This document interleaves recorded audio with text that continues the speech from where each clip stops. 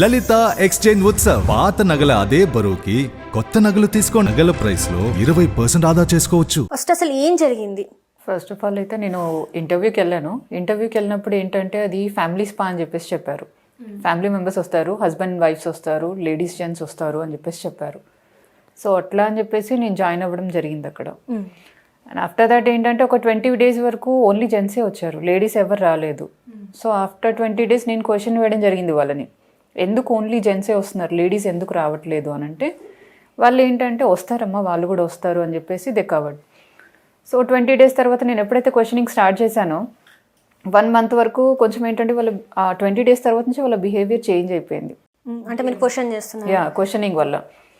So 1 month వరకు అలాగే కొంచెం అంటే బిహేవియర్ చేంజ్ ఉండడం, ఆర్గ్యుమెంట్ ఇలా స్టార్ట్ అయింది. ఇక 1 month తర్వాత ఏంటంటే ఓన్లీ మసాజే కాదు, నువ్వు ఇవి కూడా చేయాలి అని చెప్పేసి ఫోర్స్ అనేది స్టార్ట్ అయింది. కొంచెం నేను చెయ్యను అని చెప్పేసి అన్నాను. లేదు నేను చెయ్యను, నాకు కుదరదు అని చెప్పేసి అన్నాను. లేదు నువ్వు చేయకపోతే నేను ఖచ్చితంగా బయట చెప్పేస్తాము, ఇంట్లో చెప్తాము, మీ వాళ్ళకి బయట వాళ్ళకి అందరికీ చెప్తాము అని చెప్పి దే స్టార్టెడ్ బ్లాక్మెయిలింగ్.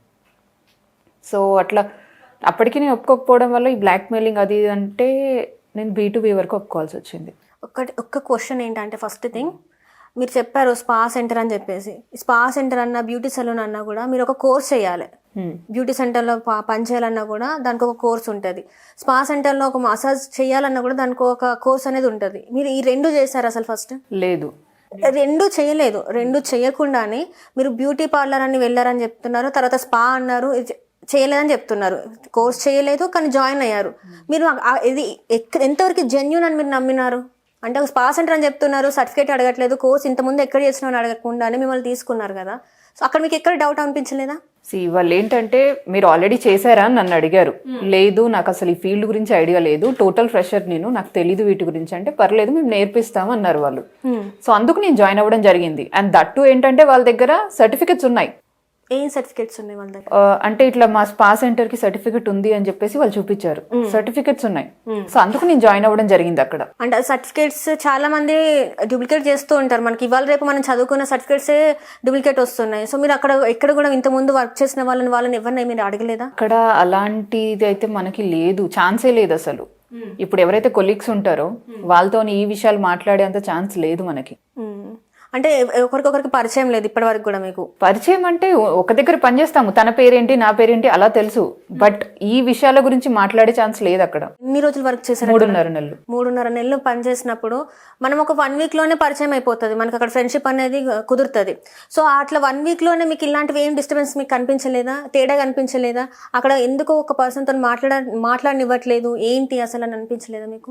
ఒకటే చెప్పారు అక్కడ, ఏంటంటే అమ్మ మీరు వర్క్ చేసేది స్పాలో, అది మసాజే కావచ్చు లేకపోతే ఏదైనా కావచ్చు, బట్ ఒకళ్ళ కాంటాక్ట్స్ ఉండకూడదు అని చెప్పేసి చెప్పారు. ఎందుకని మీరు అడగలేదా? ఎందుకు అని అంటే మా కొన్ని కంపెనీకి రూల్స్ ఉంటాయమ్మా అని చెప్పేసి అన్నారు. కాంటాక్ట్స్ చేంజ్ చేసుకోకూడదు అని చెప్పేసి చెప్పారు. అండ్ దట్టు ఏంటంటే నాతో స్టార్టింగ్ ఏంటంటే ఆల్మోస్ట్ అంతకుముందు ఉన్న అమ్మాయిలు ఉన్నారు అక్కడ. నేను మొన్న రీసెంట్గా వెళ్ళాను. సో ఏంటంటే ఆబ్వియస్ వాళ్ళని నాతో మాట్లాడినివ్వరు, ఎందుకంటే ఆల్మోస్ట్ వాళ్ళు అందులో ఇరుక్కుపోయి ఉన్నారు కాబట్టి నాకు వాళ్ళు ఏం చెప్పగలుగుతారు. నన్నే బ్లాక్మెయిలింగ్ చేశారు ఒక 1 month తర్వాత. అంటే వాళ్ళని ఎంత ముందు నుంచి చేస్తున్నారు వాళ్ళని. సో వాళ్ళు నాకు చెప్పే ఛాన్సెస్ అయితే ఎక్కడ నాకు కనిపించలేదు. ఎక్కడ కూడా ఒక ఛాన్స్ కూడా ఇవ్వలేదు మీకు, తెలియనివ్వకుండా వాళ్ళు అలా ఉన్నారు. సో ఇప్పుడు మీరు ఎందుకు బయటకు రావాల్సి వచ్చింది? ఇన్ని 3 నెలలు చేసిన తర్వాత అంటే మీకు శాలరీ ఇవ్వలేదనా, లేకపోతే వాళ్ళు ఇంకేమన్నా మాట్లాడారా, ఇంకేమన్నా చేయమని అడిగారా మిమ్మల్ని? అది చెప్తున్నాను నేను. ఆల్మోస్ట్ 1 month తర్వాత ఏంటంటే నాకు ఇంకా ఫోర్స్ అనేది ఎక్కువైపోయింది. ఖచ్చితంగా B2B వర్క్ చేయాల్సిందే అని ఫోర్స్ ఎక్కువైపోయింది.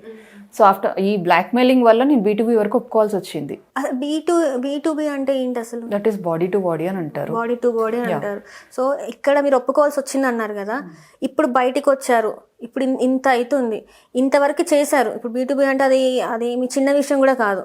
సో అప్పుడు అనిపించలేదా మీకు, ఎందుకు ఇలాంటి పనులు చేయాలి, నేను అప్పుడే బయటకు వస్తే బాగుండు కదా అని చెప్పి? ఆ ఛాన్స్ నాకు లేదు కదా. ఇప్పుడు వచ్చింది కదా. మరి ఇప్పుడు వచ్చింది అంటే కారణం ఏంటంటే నన్ను వాళ్ళు, సరే నేను లాస్ట్కి దేనికి బయటకు వచ్చాను అంటే నేను అది కూడా కారణం చెప్తున్నాను. యాక్చువల్ ఏంటంటే B2B వరకు ఒప్పుకున్నాను కదా అని చెప్పేసి వాళ్ళను ఫుల్ న్యూడ్ చేయమంటున్నారు. Full nude and after that అన్న కూడా ఫుల్ న్యూడే కదా? లేదు, అందులో చేంజెస్ ఉంటాయి. వీళ్ళకి ఏంటంటే B2Bకి క్లోత్స్ ఉంటాయి, ఫుల్ న్యూడ్కి అయితే అసలుకే ఉండవు. సో అది తేడా దానికి. సో అలా మీరు ఎన్ని నెలలు చేశారు? B2B వచ్చేసి నేను ఆల్మోస్ట్ 1 month తర్వాత నుంచి చేశాను.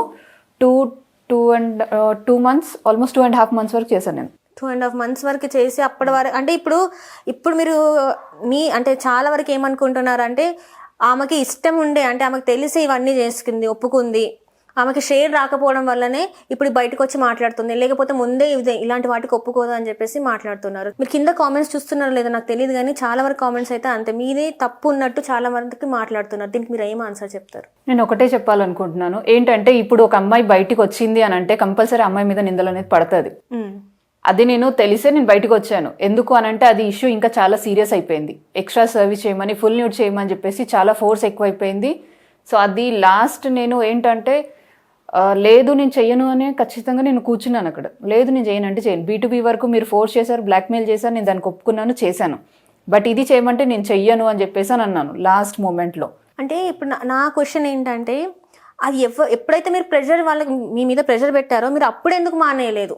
ఇప్పటిదాకా మీరు B2B చేసేసి తర్వాత ఫుల్ న్యూడ్ చేయమనే దాకా ఎందుకు తెచ్చుకున్నారు? అప్పుడే మానేసి ఉంటే అయిపోయేది కదా, అప్పుడే మీరు బయటకు వచ్చి ఉంటే ఇంకా ముందుగానే ప్రజలకు తెలిసేది కదా. ఎందుకు మీరు ఆ టైంలోనే ఎందుకు ఆ డెసిషన్ తీసుకోలేదు? ఇప్పుడు ఎందుకు డెసిషన్ తీసుకోవాల్సి వచ్చింది? యాక్చువల్ ఏంటంటే ఫస్ట్ ఆఫ్ ఆల్ ఎవరికైనా బ్లాక్మెయిలింగ్ ఇలా చెప్తాము, బయట ప్రచారం చేస్తాము అని అంటే నార్మల్ అమ్మాయిలకి ఎవరికైనా భయం ఉంటుంది. అండ్ దట్టు ఏంటంటే నేను ఒక సింగిల్ పేరెంట్ని. అండ్ మీరు తప్పు చేయనప్పుడు భయం ఎందుకు పడతారు? మీరు సింగిల్ పేరెంట్ అయినా కూడా మీరు అప్పటి వరకు తప్పు చేయలేదు కదా. బ్లాక్మెయిల్ చేస్తున్నారంటే మీరు తప్పు చేయనప్పుడు చేస్తే చేసుకోండి, నేను కంప్లైంట్ ఇస్తాను, ఎందుకు మీరు మాట్లాడలేదు? కంప్లైంట్ ఎందుకు ఇవ్వడానికి కారణం కూడా నేను చెప్తాను మీకు. ఆల్మోస్ట్ నేను చెప్పాను, ఇంటర్వ్యూస్లో చెప్పాను. వాళ్ళు ఒకటే వర్డ్ యూస్ చేస్తున్నారు, ఎవరు మామూలు వాళ్ళకి వెళ్ళిపోతుంది, నువ్వు ఎక్కడికి వెళ్ళినా ప్రయోజనం ఉండదు అని చెప్పేసి అది కూడా చెప్పారు వాళ్ళు. మాట్లాడితే అదే మాట మాట్లాడతారు. సో ఇప్పుడు నార్మల్గా ఏ అమ్మాయి అయినా సరే బ్లాక్మెయిలింగ్ వల్ల ఏంటంటే టెన్షన్ పడతారు. అండ్ ఇంకోటి నార్మల్ పెళ్లిగాని అమ్మాయి అయితే నేను ఏం చేయలేదు కాబట్టి నేను బయట చెప్తాను అని అనుకోవచ్చు, కాదని నేను అనట్లేదు, అలా కూడా ఛాన్స్ ఉంది. బట్ ఏంటంటే నా సిచ్యువేషన్ కొంచెం డిఫరెంట్. ఏంటంటే నేను ఇప్పుడు సింగిల్ పేరెంట్ని, హస్బెండ్ని రీసెంట్గా నాది డివోర్స్ నడుస్తుంది ఆల్రెడీ. సో ఇప్పుడు ఏంటి అని అంటే ఆల్రెడీ డివోర్స్ నడుస్తుంది, హస్బెండ్ని వదిలేసింది అంటే ఇవి కూడా చేస్తుంది నిజమేనేమో అని చెప్పేసి ఒక థాట్ అనేది వాళ్ళకి ఆల్మోస్ట్ వచ్చేస్తుంది వీళ్ళు చెప్పే ప్రచారానికి. అందుకే కదా నేను బయటకు వచ్చింది. ఇప్పుడు నేను బయటకు వచ్చి నేను ఇది ఇలా చేయమని నన్ను ఫోర్స్ చేస్తున్నారు అని చెప్పేసి చెప్పడం వల్ల నేను అది చేశానా? B2B నేను చెయ్యకపోయేదంటే, నేను ఒప్పుకునే దాన్ని కాకపోయేదంటే అసలు నేను B2B చేసినా అని కూడా నేను చెప్పేదాన్ని కాదు కదా. ఇప్పుడు ఇది చేయడం వల్ల ఇప్పుడు బయటకు వచ్చడం వల్ల మీకు 3 పిల్లలు అని చెప్తున్నారు. ఇప్పుడు వాళ్ళ భవిష్యత్తు ఏంది? ఈ ఒక పని వల్ల మీరు డబ్బులు సరిపోలేదు అనుకుంటే ఇంకే పనైనా చేసుకోవాల్సింది, సరిపోలేదంటే ఆ ఉన్న దాంట్లో సరిపెట్టుకోవాల్సింది. ఇప్పుడు ఈ పని చేయడం వల్ల మీ పరిస్థితే కాకుండా మీ 3 పిల్లల పరిస్థితిని కూడా మీరు ఎటు కాకుండా చేసిండు. ఇప్పుడు వాళ్ళు ఏం ఆన్సర్ చెప్తారు? మీరు ఏదో ఒక రోజు అయితే మిమ్మల్ని క్వశ్చన్ అడుగుతారు కదా, అప్పుడు మీరు ఏం ఆన్సర్ చెప్తారు? అవును, నన్ను క్వశ్చన్ చేస్తారు, నువ్వు ఎందుకు వెళ్ళావు అని చెప్పేసి. అంటే ఒకటే క్వశ్చన్, నేను నార్మల్గా ఎవరినైనా అడగాలనుకుంటున్నాను ఈ క్వశ్చన్. సరే ఒక అమ్మాయి తెలియక వెళ్ళింది, తెలిసిన తర్వాత ఇలా సిచ్యువేషన్స్ అనేది ఫేస్ అయింది, ఓకేనా, సిచ్యువేషన్స్ ఫేస్ అయింది. కాకపోతే ఆ సిచ్యువేషన్ ఇంకా ఇంకా ఇంకా దిగజారిపోకూడదు అని చెప్పేసి ఒక అమ్మాయి అందులో నుంచి బయటికి వస్తుంది. అంటే ఇట్లాంటి సోర్సే చూసుకోవాలా? ప్రతి అమ్మాయి డబ్బులు లేకపోతే పిల్లలు ఉండి సింగిల్ పేరెంట్ ఉంటే ఇలాంటిదే సోర్స్ చూసుకోవాలి, income source. One thing, single parent ఉంది కదా ఇలాంటి సోర్సే చూసుకోవాలని చెప్పి నేను చెప్పట్లేదు. ఫస్ట్ వెళ్ళే వాళ్ళకి ఎవరికి తెలియదు. ఇన్ కేస్ వాళ్ళకి తెలిసి వెళ్ళిందంటే అది వాళ్ళ తప్పు అవుతుంది, వాళ్ళ మిస్టేక్ అది అవుతుంది. బట్ తెలియక వెళ్ళి అందులో ఇరుక్కొని బ్లాక్మెయిలింగ్కి గురయ్యి వాళ్ళు బయటికి రాలేక ఈ సిచ్యువేషన్ని ఆ సిచ్యువేషన్ని మనం పోల్చలేము. ఒకటే అని చెప్పి మనం చెప్పకూడదు కూడా, అది కరెక్ట్ కాదు. ఇన్ని రోజులు రాకపోవడానికి కారణం కూడా అదే. ఇప్పుడు క్వశ్చనింగ్ వచ్చింది కదా, అప్పుడే ఎందుకు రాలేదు, ఇప్పుడు ఎందుకు వచ్చారు, ఇప్పుడు నింద పడట్లేదా అని చెప్పేసి అదే ఆలోచనతోని ఇన్ని రోజులు రాలేదు బయటికి. ఇప్పుడు మీరు చేశారు, చేసిన తర్వాత మీరు బయటకు వచ్చిన తర్వాత నింద పడింది, రైట్? నో, ఇప్పుడు మీరు చేశారు, అప్పటి వరకు ఎవరికి తెలియదు, మీ అంతటి మీరు బయటకు వచ్చి చెప్తేనే ఇవి బయటకు వచ్చినాయి. సో ఇదే పని మీరు ఆ ముందు చేస్తుంటే, చెయ్యక ముందే నన్ను ఇట్లా ఫోర్స్ చేస్తున్నారు, నన్ను ఇట్లా భయపట్టిస్తున్నారు, చెయ్యక ముందే చేస్తున్నారు అని చెప్పేసి ముందే బయటకు వస్తే అప్పుడు యాక్షన్స్ ఉండేదేమో కదా. ఇప్పుడు వచ్చేసి ఇప్పుడు చేసిన తర్వాత చేస్తే పోలీసులు కూడా ఏమని మాట్లాడతారు? మీకు సపోర్ట్ చేస్తారు అనుకుంటున్నారా? అంటే ఎవరికి చెప్పమంటారు? ఆ టైంలో ఎవరికి చెప్పమంటారు? మీ ఇంట్లో వాళ్ళకే కానీ మీ రిలేటివ్స్కే కానీ పోలీసులు కానీ ఎందుకు మీరు ఇప్పుడు మీడియా ముందుకు వచ్చారు, అప్పుడే మీడియా ముందుకు రావాల్సింది కదా. అప్పుడు నాకంతా అది లేదు కదా, నేను చెప్తున్నాను కదా, నేను అదే చెప్తున్నాను మీకు. నాకు ఆ టెన్షన్స్కి, నేనున్న సిచ్యువేషన్స్కి నేను బయటికి రాలేకపోయాను. ఇప్పుడు నేను రావడానికి కారణం కూడా నేను అదే చెప్తున్నాను మీకు. అది ఇంకా సీరియస్ అయిపోయింది. నేను అప్పుడు సైలెంట్ ఉండడం వల్ల, దానికి భయపడడం వల్ల ఇంకా సీరియస్ అయిపోయింది ఇష్యూ. అందుకే నేను బయటికి రావడం జరిగింది. ఇప్పుడు కూడా నేను సైలెంట్గా ఉంటే, ఇదే విధంగా ఉంటే ఇంకా నా సిచ్యువేషన్ ఇంకా దరిద్రంగా తయారవుతుంది అని చెప్పేసి నేను బయటకు వచ్చి ఈ కంప్లైంట్ అనేది రేజ్ చేయడం జరిగింది. ఇప్పుడు ఎవరైతే ఓనర్స్ ఉన్నారో వాళ్ళు ఒక అపార్ట్మెంట్లో పెట్టారని చెప్పారు కదా, సో ఆ అపార్ట్మెంట్ వాళ్ళు కూడా ఎవరికి అంటే తెలుసా అసలు అక్కడ ఒక స్పా ఉందా లేదా అనేది? బాగుంది అనేది వాళ్ళకి తెలుసా లేదని నాకు ఐడియా లేదు. ఎందుకంటే యాక్చువల్లీ ఎవరు వచ్చి ఒక క్వశ్చనింగ్ కూడా చేయలేదు. నేను ఉన్నన్ని రోజులైతే ఒక్కోళ్ళు వచ్చి ఎందుకు పెట్టావు ఏంటిది అనేది అడగలేదు. ఎందుకంటే ఆల్మోస్ట్ అది అక్కడ రన్నింగ్ 4 సంవత్సరాలకి ఎక్కువ అవుతుందంట. అది 4 సంవత్సరాల నుంచి నేను నడుస్తుంది అంటే అది ఫస్ట్ నుంచి ఉంది, అది ఫస్ట్ నుంచి ఉన్నట్టుంది. అది ఫస్ట్ నుంచి అట్లాంటి కార్యకలాపాలు నడుస్తున్నాయి అట్లాంటివి అన్ని. ఐ డోంట్ నో, బట్ కాకపోతే అది చూసినా కూడా ఎవరికి డౌట్ రాదు అది. ఎందుకంటే నార్మల్ ఒక బ్యూటీ పార్లర్ లాగానే ఉంటుంది అది. అది స్పా అని చెప్పేసి కూడా అంతా ఎవరికి బయట నుంచి చూసే వాళ్ళకి, తెలియని వాళ్ళకి, కొత్త వాళ్ళకైతే ఎవరికి అంత నాలెడ్జ్ కూడా రాదు. ఇక్కడ ఇలాంటివి కూడా జరుగుతాయి అన్న నాలెడ్జ్ ఎవరికి రాదు. అంటే రోజుకి ఎంత మంది వస్తుంటారు అప్రాక్సిమేట్? వీకెండ్స్ లో అయితే 15 మెంబర్స్ వరకు ఉంటారు. అంటే ఆ 15 మెంబర్స్ తోనే అక్కడ ఉన్న మీతో పాటు వర్క్ చేసే వాళ్ళు మీరు కూడా చేయాల్సిందేనా పనులు? అంటే వీకెండ్స్ లో 15 అంటే ఎవ్రీ వీక్ 15 మెంబర్స్ అంటే అట్లా ఒక 60-70 మెంబర్స్ పైన అయిపోతారు. 3 మంత్స్ చేయరు కదా. 15 మెంబర్స్ అంటే ఒకళ్ళు ఇద్దరికి వెళ్తారు, ఒకళ్ళు అంటే దాంట్లో కూడా ఏంటంటే సెలక్షన్స్ ఉంటుంది. ఓకే, సెలక్షన్స్ ఉంటాయి అందులో. అంటే వాళ్ళే వచ్చేసి పలానా అమ్మాయి కావాలి అని చెప్పేసి మాట్లాడుకుంటారు. ఒకవేళ మీరు అప్పుడు ఒప్పుకోకపోతే అబ్యూసివ్ లాంగ్వేజ్ ఉంటుంది, ఫోర్స్ ఉంటుంది తన దగ్గర నుంచి. సంగీత రెడ్డి అని చెప్పేసి అక్కడ మేనేజ్మెంట్ తను చూసుకుంటుంది. తన దగ్గర నుంచి ఫోర్స్ ఉంటుంది. ఈ ఫోర్స్ నాకు ఎక్కువ అవ్వడం వల్లనే, ఈ అబ్యూసివ్ లాంగ్వేజ్ నాకు ఎక్కువ అవడం వల్లనే నేను బయటికి రావడం జరిగింది. అంటే ఇన్ కేస్ ఆ ఫోర్స్ కనుక ఆ అబ్యూజింగ్ లేకపోతే మీరు ఉండేవాళ్ళ ఇంకా అక్కడే? సిచ్యువేషన్ అలా ఇప్పుడు మీకు నచ్చిన పని మిమ్మల్ని చెయ్యమంటున్నారు అని అంటే ఆర్గ్యుమెంట్స్ ఉండవు, మీకు ఈ లాంగ్వేజెస్ మీ దగ్గర ఉండవు. మీకు నచ్చని పనిని చేయమంటున్నారు అని అన్నప్పుడే ఏంటంటే ఓపిక అనేది ఒక స్టేజ్ వరకు ఉంటుంది. ఆ ఓపిక నశించిపోయి లేదు నేను ఖచ్చితంగా చెయ్యను అని కూర్చున్నప్పుడే సిచ్యువేషన్ ఇక్కడ వరకు వచ్చింది. ఇప్పుడు ఆ సంగీత రెడ్డి మీద మీరు కేసు ఫైల్ చేశారా? ఎవరైతే ఉంది ఆల్రెడీ ఫైల్ చేశారు. సో పోలీసులు ఎలాంటి రియాక్షన్ అంటే యాక్షన్ తీసుకుంటున్నారు తన పైన? యాక్షన్ అనేది ఏం తీసుకున్నారు అనేది ఇప్పటి వరకు అయితే నాకేం తెలియలేదు. సో ఈ స్టేట్మెంట్ అయితే నేను మొన్న మండే ఇచ్చేసి వచ్చాను. స్టేట్మెంట్ కోసం నన్ను పిలిచారు, నేను స్టేట్మెంట్ ఇచ్చేసి వచ్చాను. ఆ రోజు వాళ్ళని పిలిపించారు, బట్ ఏం మాట్లాడారు ఏంటిది అనేది నాకు ఇప్పటి వరకు ఐడియా లేదు. కానీ ఇంకొక విషయం ఏంటంటే ఆ స్పా అనేది ఇంకా రన్ అవుతుంది, స్టిల్ రన్ అవుతుంది అది. అంటే వాళ్ళకి డబ్బులు ఇచ్చేసి నడిపిస్తున్నారా లేకపోతే ఏం చేస్తుంది? అంటే మీ వరకు అంటే మీరు 3 నెలలు చూసారు అక్కడ ఎలా ఉంటుంది ఏంటి అనేది, సో దాన్ని బట్టి మీరు ఏం చెప్పగలుగుతారు? అంటే డబ్బులు ఇచ్చి వాళ్ళు నడిపిస్తున్నారు అనుకుంటున్నారా? డబ్బుల మ్యాటర్ అని అంటే వాళ్ళైతే అంటున్నారు మేము మామూలు పడేస్తాము అది ఇదని అంటున్నారు. వాళ్ళ పాయింట్ ఆఫ్ వ్యూలో వాళ్ళు అదే మాట మాట్లాడారు ఇన్ని రోజుల వరకు. ఎవరేం చేయలేరు, ఎవరి దగ్గరికి వెళ్ళి చెప్పుకో ఇక లాంగ్వేజ్ అలా ఉంది వాళ్ళది. సో నేను ఈ క్వశ్చన్ కూడా వేయడం జరిగింది సిఐ గారిని, ఎస్ఐ గారిని. నేను అడిగాను, సార్ మీకంటే ఇలా మామూలు పడేస్తున్నారంట, అందుకే నేను ఇప్పటి వరకు రాలేదు మీ దగ్గరికి, ఎందుకంటే మీరు కూడా సపోర్ట్ చేయరు, మీకే మామూలు పడేస్తున్నారంటే మీరు ఏం సపోర్ట్ చేస్తారు నాకు అని చెప్పేసి క్వశ్చన్ వేశాను నేను ఆల్రెడీ. సార్ ఒకటే మాట అన్నారు, సిఐ సార్ అన్నారు, ఎస్ఐ సార్ అన్నారు, లేదమ్మా చూడండి ఇప్పుడు మా పేర్లు చెప్పుకొని ఎవరో ఒకరు వీళ్ళు అమౌంట్లు తీసుకుంటారు. ఎస్ఐ పేరు చెప్తారు, లేకపోతే కానిస్టేబుల్ పేరు ఎవరో ఒకళ్ళు చెప్తారు, చెప్పి ఇట్లా మామూలు తీసుకుండొచ్చు. కానీ అలా అని చెప్పి ప్రతి ఒక్క పోలీస్ డిపార్ట్మెంట్కి అయితే పేరు రాకూడదు కదమ్మా అని చెప్పేసి క్లారిటీ అనేది ఒకటి ఇచ్చారు వాళ్ళు నాకు ఆ రోజు. సో ఆ రోజు నేను వాళ్ళతో మాట్లాడి ఆ క్లారిటీ నాకు రావడంతో నేను ఆ రోజు ఇది కేసు అనేది ఫైల్ చేశాను. ఇప్పుడు మరి సంగీత రెడ్డి ఆమె ఎట్లా ఉండేది అంటే ఆమె కూడా ఎవరైనా కస్టమర్ పిలిస్తే వెళ్ళిపోయేవారు? వెళ్తుంది, ఆమె కూడా అదే పని చేస్తుంది, వెళ్తుంది. ఆమె చేసి మిమ్మల్ని కూడా ఫోర్స్ చేస్తూ ఉంటుంది. సో మీకు ఎంత శాలరీ ఉండదు అక్కడ ఆ పనులు చేస్తున్నందుకు? మంత్లీ శాలరీ అని అంటే ఉండదు ఇక్కడ. ఇదేంటంటే టిప్స్ వైస్లో ఉంటుంది. మంత్లీ శాలరీ కావాలంటే మంత్లీ శాలరీ కూడా ఇస్తామని అంటారు, 25 to 30 ఉంటుంది అని అంటారు. బట్ మీరు మసాజ్ చేసే దాన్ని బట్టి అదేంటంటే టిప్స్ వైజ్ శాలరీ ఉంటుంది అని అంటారు. అంటే శాలరీ వచ్చేసి అలా 25,000. మీరు ఇట్లాంటి పనులు చేస్తే ఇంకా ఈ ముక్క మీకు ముందే చెప్పలేదా ఈ మాట? అంటే ఇది ఇట్లా ఉంటది సర్వీసెస్ గురించి ఏం చెప్పలేదు, ఓన్లీ మసాజ్ ఉంటుంది, బ్రీతింగ్ ఎక్సర్సైజ్ ఇవి ఉంటుంది అని చెప్పేసి చెప్పారు. సో అట్లా నేను జాయిన్, ఈ సర్వీస్ ఉంటుంది అని చెప్పేసి అంటే ఏఎంఐ జాయిన్ అవుతుంది ఇందులో. అంటే ఇప్పుడు మీరు కోర్స్ నేర్చుకోలేదు, బ్రీతింగ్ ఎక్సర్సైజ్ మీకు యోగా లాంటివి ఏమన్నా ఐడియా ఉన్నాయా? యోగా అంటే మనకి ఐడియా, ఇప్పుడు ఏ జాబ్లో అయినా ఫ్రెషర్స్ కూడా అప్లై చేస్తారు. పర్ఫెక్ట్గా వాళ్ళకి వచ్చి ఉంటేనే ప్రతి ఒక్క జాబ్లలో ఇది మన ఏంటంటారు ఎక్స్పీరియన్స్ ఉన్న వాళ్ళని తీసుకోరు, ఫ్రెషర్స్ని కూడా తీసుకుంటారు, వాళ్ళు ట్రైనింగ్ ఇస్తారు, తర్వాత వాళ్ళకి జాబ్ అనేది ఉంటుంది. ప్రతి ఒక్క ఫీల్డ్లో అలాగే ఉంది. ఇక్కడ కూడా నేను ఫస్టే చెప్పాను వాళ్ళకి, సార్ నేను టోటల్ ఫ్రెషర్, నాకు ఐడియా లేదు దాని గురించి అని చెప్పేసి చెప్పాను. సో వాళ్ళు ఏమన్నారు, పర్లేదమ్మా నువ్వు రా, మేము నేర్పిస్తాము అని చెప్పేసి అన్నారు. సంగీత రెడ్డి మాకు నేర్పించింది స్టార్టింగ్ ఎలా మసాజ్ చేయాలి, ఎలా మసాజ్ చేయాలి, ఏంటిది బ్రీతింగ్ ఎక్సర్సైజ్ ఏంటిది, ఎలా ఉంటుంది, ఎంతసేపు చేయాలి, అని చెప్పేసి మసాజ్ చెప్పింది, చూపించింది కూడా. మసాజ్ ఇలా చేయాలి, ఇలా క్లయింట్కి అని చెప్పేసి. ప్రెషర్ కావాలంటే ప్రెషర్ పెట్టాలి, లేకపోతే మీడియం ప్రెషర్ అంటే మీడియం, లేకపోతే నార్మల్ అంటే ఎలాగా, ఇవి నేర్పించింది కాబట్టే ఓకే పర్లేదు మసాజ్ ఇలా ఉంటుంది అని చెప్పి ఒక ఐడియా ఉండే నాకు. బట్ నార్మల్గా ఒక 20 days దాకా కూడా లేడీస్ రావట్లేదు, ఓన్లీ జెంట్సే వస్తున్నారు అని అంటే. జెంట్స్కి సపరేట్ ఉంటారు మామూలుగా. మీరు చెప్పినట్టయితే సర్టిఫైడ్ దాంట్లో అయితే జెంట్స్కి సపరేట్ జెంట్సే ఉంటారు, లేడీస్కి సపరేట్గా లేడీసే ఉంటారు. మీతో చేయించినప్పుడు మీరు ఫస్ట్ టైం సెకండ్ టైం ఎందుకు అడగలేదు? ఇవాళ ఫస్టే చెప్పారు, అమ్మ ఇక్కడ లేడీస్ వర్క్ చేస్తారు, జెంట్స్ వచ్చినా చేయాలి, లేడీస్ వచ్చినా చేయాలి, ఇందులో తప్పు లేదు, మసాజ్ అనేది తప్పు అని చెప్పేసి చెప్పుకోకూడదు అని చెప్పేసి ఫస్టే అన్నారు వాళ్ళు.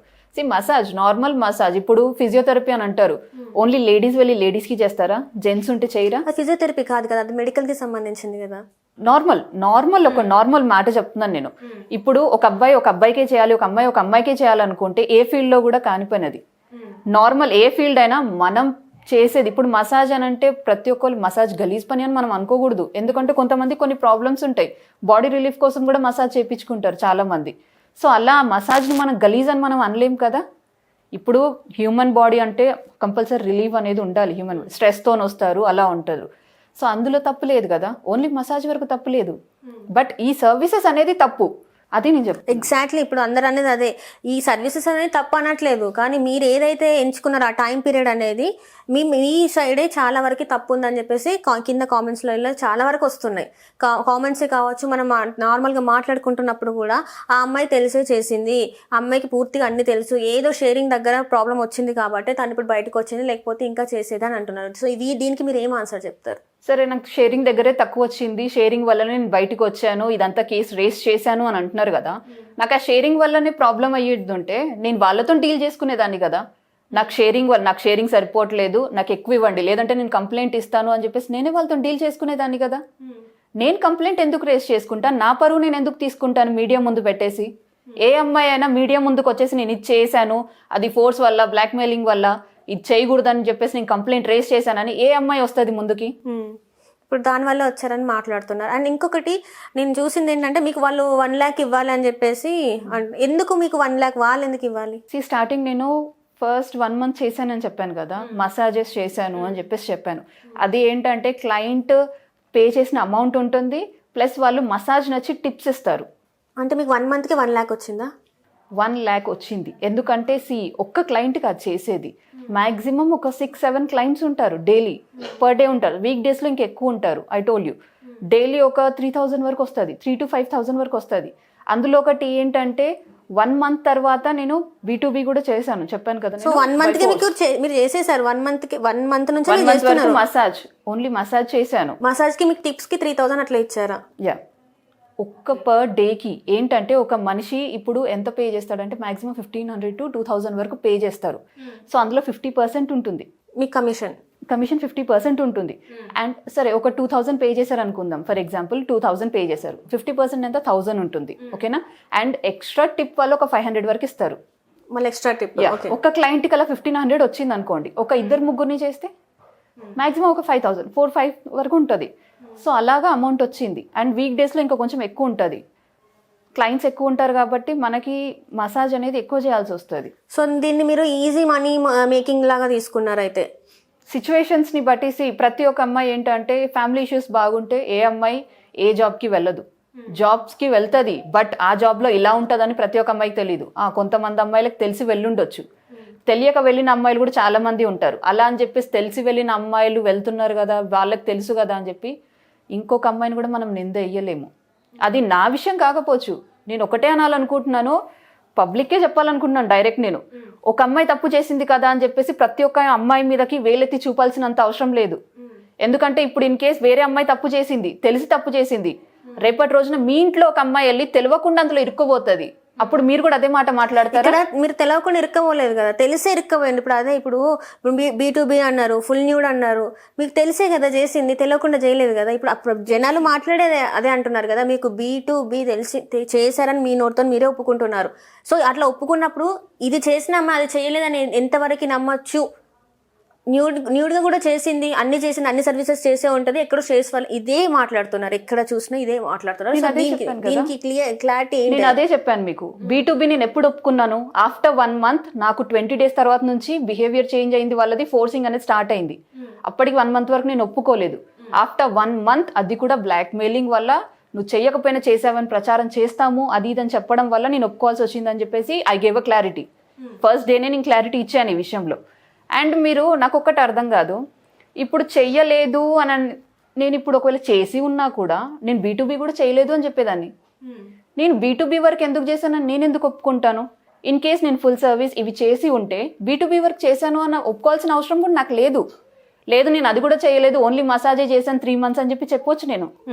మీరు ఎప్పుడు భయపడలేదా?